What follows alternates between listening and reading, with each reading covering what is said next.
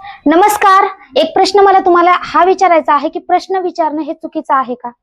तर प्रश्न विचारणं हे चुकीचं नाही, ती एक शक्ती आहे. आज आपण मुलांना काय शिकवतोय? आज आपण मुलांना शांत बस, जास्त प्रश्न विचारू नको, जे सांगितलंय ते कर. हे आपण मुलांना शिकवतोय. पण खरं शिक्षण काय सांगतंय? तर खरं शिक्षण हे प्रश्न विचारणं म्हणजेच विचार करायला सुरुवात करणं. डॉक्टर बाबासाहेब आंबेडकरांनी सांगितलं की शिक्षण हे वाघिणीचं दूध आहे. जो पितो तो गुरगुरल्याशिवाय राहणार नाही. त्यामुळं मला असं वाटतं की प्रश्न विचारणं खरंच हे योग्य आहे. म्हणजे काय तर शिक्षण घेतलं की माणूस प्रश्न विचारणारच आणि विचारायला सुद्धा पाहिजे. अन्यायाविरुद्ध उभा राहिलं पाहिजे. जे विद्यार्थी प्रश्न विचारत नाहीत, तर ते फक्त पाठांतर करतात. ते शिक्षण घेत नाहीत. म्हणून पालकांनो, तुमचं मूल जर प्रश्न विचारत असेल, तर त्याला थांबवू नका.